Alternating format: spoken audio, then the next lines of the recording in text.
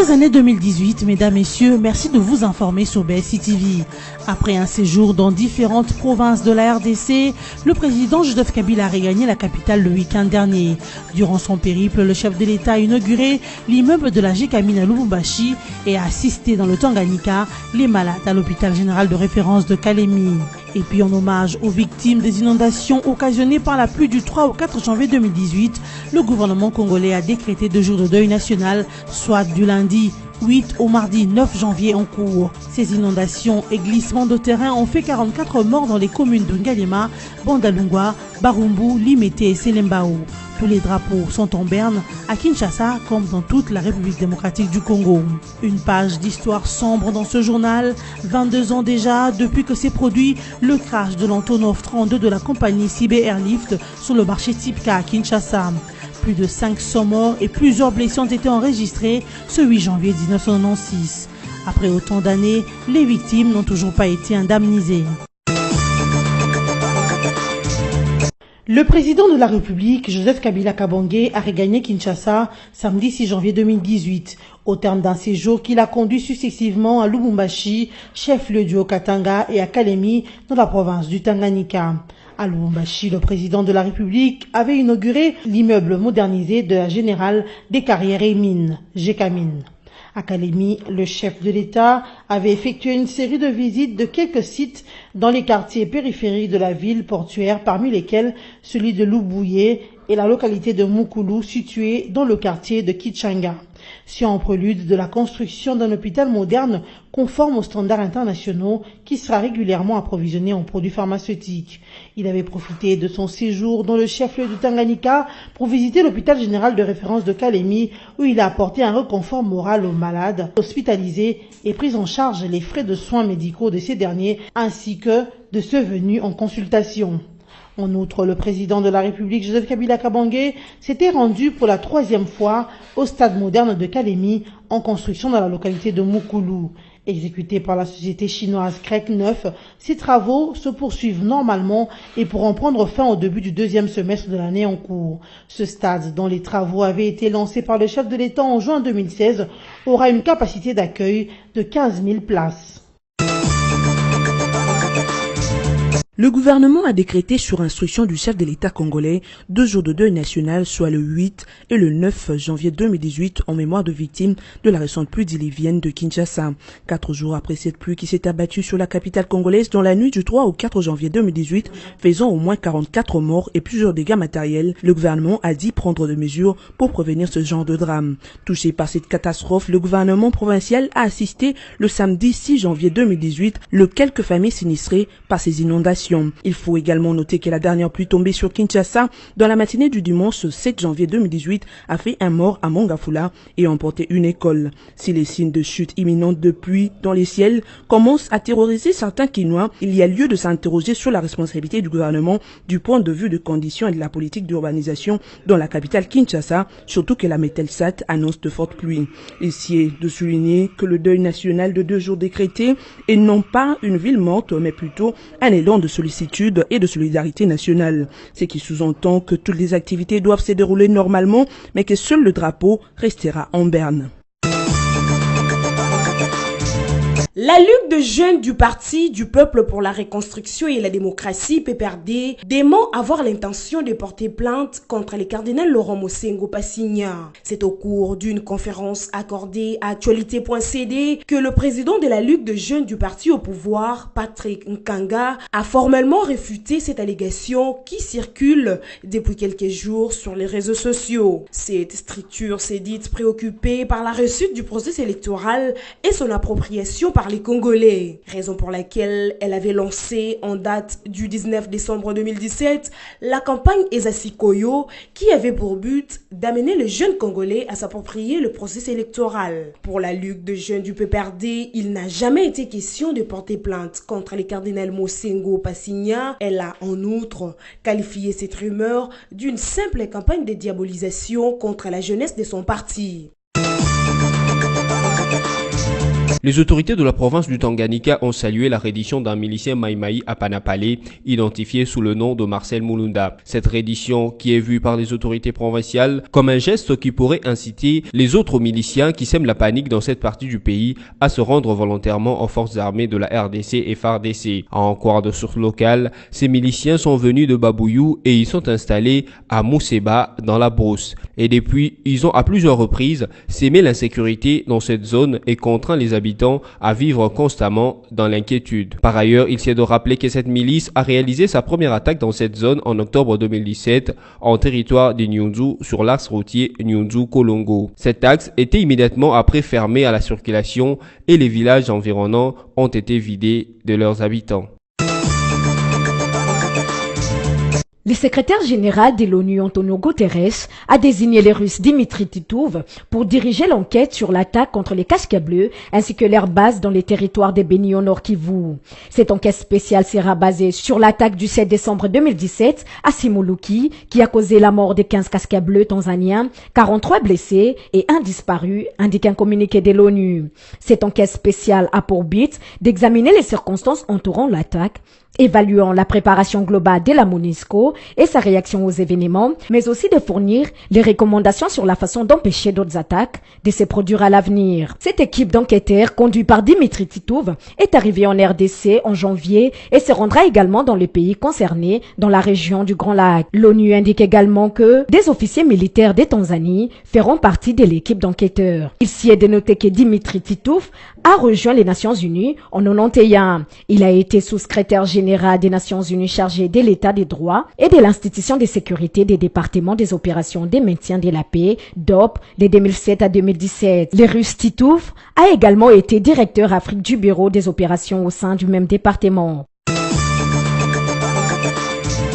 Il y a de cela 22 ans, un certain 8 janvier 1996, autour de midi, lorsqu'un Antonov AN-32B de la compagnie russe Sibé Airlift s'écrasa sur le marché Tipka à Kinshasa. L'Antonov, qui avait raté son décollage en bout de piste de l'aéroport de Ndolo, a atterri sur ce marché en raison de son surpoids qui ne l'a pas permis de prendre assez d'altitude et de vitesse lors de son décollage.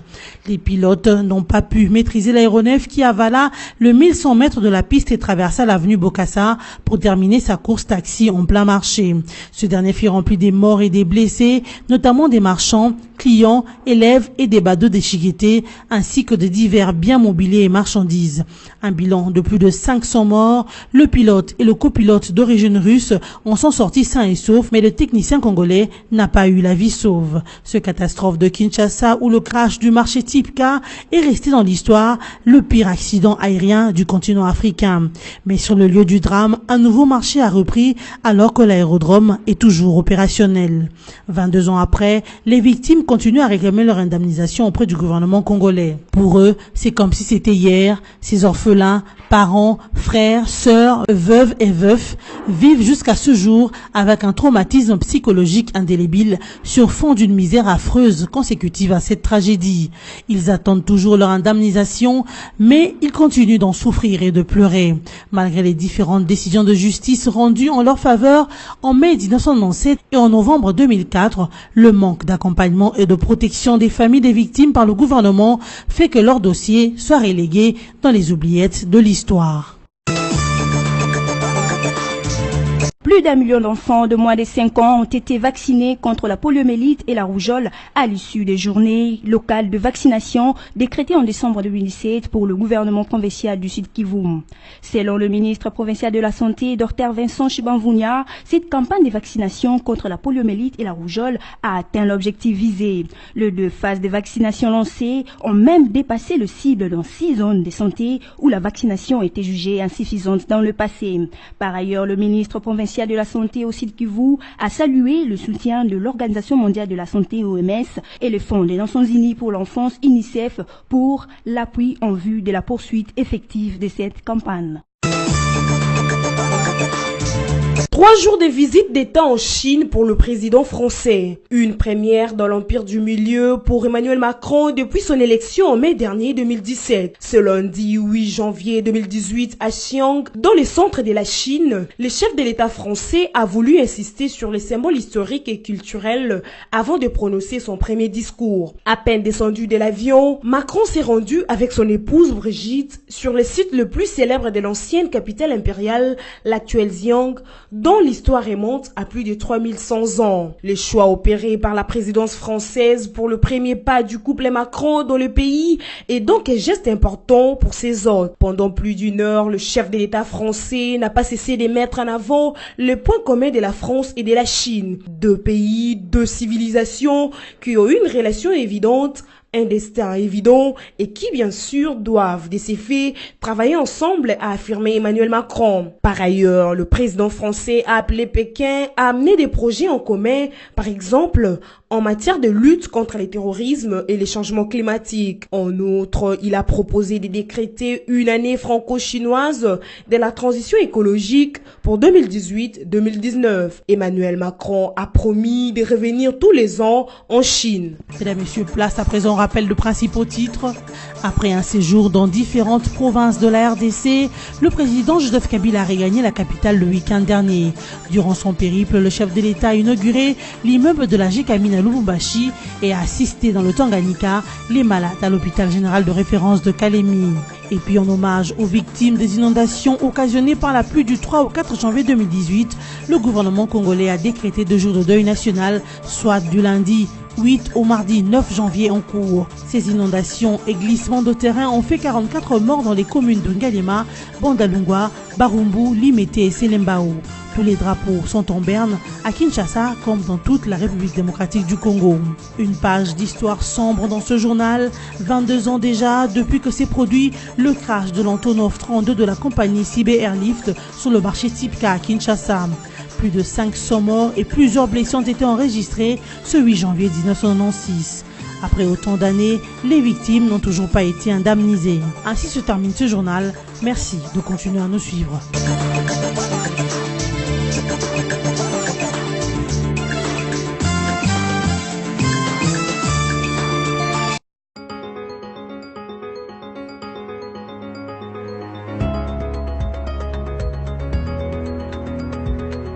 Bon début de semaine, mesdames, messieurs, bienvenue à la revue de presse en ligne de ce lundi 8 janvier 2018. Les dégâts causés par les dernières pluies diluviennes à Kinshasa et l'implication du cardinal Mosengo dans la marche des laïcs catholiques du 31 décembre 2017, tels sont les sujets sélectionnés pour vous. Ouvrons cette revue de presse avec Forum des As qui titre « Inondation à Kinshasa, le pouvoir interpellé ». 4 jours après, d'autres pluies abondantes se sont abattues sur la capitale avec un mort à Mongafula et d'importants dégâts matériels ça et là. Et ce lundi 8 janvier, où les 2 jours de deuil national décrétés par les gouvernements prennent effet, les conséquences de la flotte d'hier méritent que des solutions structurelles et donc pérennes soient trouvées sur les fronts de l'urbanisation de la capitale et de la salubrité publique. D'après le tabloïd, la ville de Kinshasa, capitale de la RDC, est en train de passer des rudes moments jamais connus de son histoire. La pluie diluvienne survenue dans la nuit de mercredi à jeudi, qui a fait 44 morts, sera la plus inoubliable. Les coins les plus touchés sont connus, soit des affaissements, des éboulements de terrain, soit encore des inondations dues au caniveau bouché par des ordures ou à la déviation des lits des principales rivières. Plusieurs habitations sont construites en matériaux durs sur les berges de ces rivières. La conséquence, c'est qu'à la moindre pluie, il faut s'attendre de manière systématique à des dégâts avec des pertes en vies humaines des mêmes intensités en termes de bilan avec celui du jeudi dernier. 44 morts qu'on aurait pu éviter si les normes en matière d'habitat et d'aménagement du territoire avaient été scrupuleusement respectées, ce qui n'est pas le cas. Bien sûr qu'il faut saluer les interventions financières et matérielles du président de la République, du gouvernement central, tout comme de l'hôtel de ville de Kinshasa. Mais la question qui se pose à ces jours et qu'il ne faut pas éluder, donc à laquelle il sied de répondre courageusement, est celle de savoir à qui revient la faute de cette colère que déchaîne la moindre pluie sur la ville de Kinshasa. La réponse est connue, c'est bien l'État. C'est ici où le pouvoir public est interpellé pour jouer son rôle régulateur. C'est toute une mentalité qu'il faille révolutionner, aussi bien dans le chef de la population que de l'État. Autrement, il faudra continuer à verser des larmes à chaque pluie torrentielle sur la ville. Poursuivons cette revue de presse avec le site actualité.cd qui écrit « Inondation à Kinshasa, le gouvernement provincial a assisté les familles sinistrées ». Le gouvernement provincial est allé ce samedi 6 décembre 2018 au chevet de quelques familles sinistrées par les inondations survenues après les pluies diluviennes le mercredi janvier dernier. D'après actualité.cd, la délégation conduite par le gouverneur de la ville de Kinshasa, André Kimbuta, a rencontré les familles dans les communes de Galiema, Mongafula, Selembao, Bandalungwa, Matete et Limete. Pour éviter les récidives, André Kimbuta indique mettre en application dans les jours qui viennent la mesure de démolition des constructions anarchiques prises par les conseils des ministres provinciaux. Pour ce qui est des dégâts matériels, le gouvernement central sélectionnera quelques cas emblématiques pour leur indemnisation. Bouclons cette revue de presse avec Forum des As qui écrit « Au-delà de la marche du 31 décembre 2017, le cardinal Mosengo utilisera-t-il les CLC à des fins politiques? Dans certains salons UP de la capitale RD congolaise, on n'arrête pas de gratter la sortie médiatique très offensive de l'archevêque métropolitain de Kinshasa. Le cardinal Laurent Mosengo au lendemain de la marche organisée le 31 décembre dernier par les comités laïcs de coordination. Selon des sources chinoises bien informées, le combat du prélat aurait une dimension ethnico-tribale. D'après les mêmes sources, le cardinal Laurent Mosengo souhaiterait faire nommer un ressortissant du Bandundu à la tête du gouvernement en remplacement de Bruno Tshibala. Et les trois candidats de l'autorité diocésaine de Kinshasa seraient tous de sa province. Des sources affirment que la marche qu'il a initiée le 31 décembre dernier en se servant du CLC aurait pour soubassement de renverser l'actuel Premier ministre pour le remplacer par quelqu'un de chez lui. Des informations glanées par ces sources laissent entendre que, depuis la nomination par le chef de l'État de Bruno Tshibala à la tête du gouvernement, le cardinal Laurent Mosengo n'aurait jamais digéré l'arrivée d'un ressortissant de l'espace Kassai à la primature. Ces mêmes sources indiquent que Laurent Mosengo, qui entretiendrait toujours des relations privilégiées avec les institutions du pays, se battrait désormais pour obtenir le départ de Bruno Tshibala. L'homme aurait déjà proposé 3 noms sur la table du chef de l'État, tous 3 ressortissants du Bandundu et aucun d'eux de l'UDPS. Profitant de l'échec avéré de la mobilisation des Congolais par l'UDPS limité et le rassemblement contre le pouvoir en place, Mosengo se serait prévalu auprès du pouvoir qu'il est le seul capable d'offrir la paix au président Kabila et par voie de conséquences, l'interlocuteur valable à consulter dans les efforts de sortie de crise que traverse la République démocratique du Congo. C'est la fin de cette revue de presse. Merci à vous qui l'avez suivi.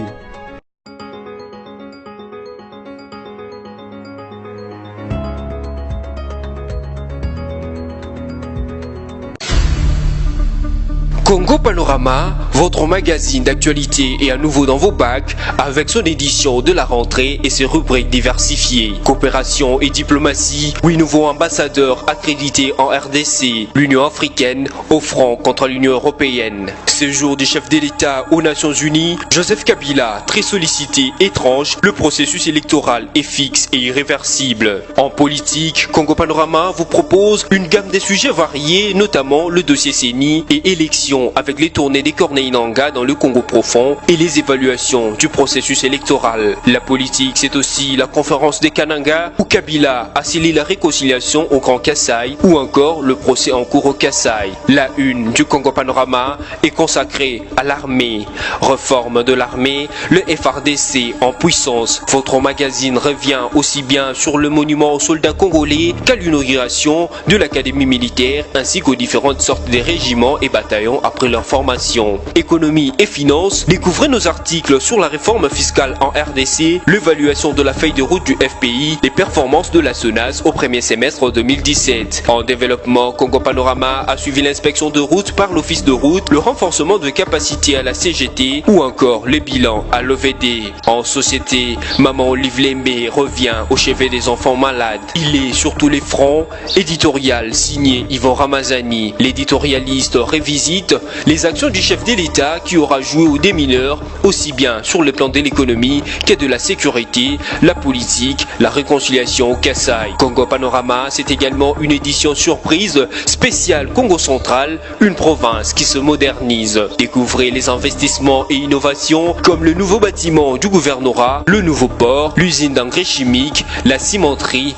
mais aussi les travaux de voirie. Découvrez également l'interview bilan du gouverneur Jacques Mbadou et cet éditorial qui lui est dédié par Yvon Ramazani. Il a osé, ceci pour avoir, en période de marasme multisectoriel, engagé sa province sur la voie du développement à la lumière de la vision de modernité du chef de l'État. Congo Panorama, s'investir pour un Congo émergent. Congo Panorama, toute l'actualité à votre portée.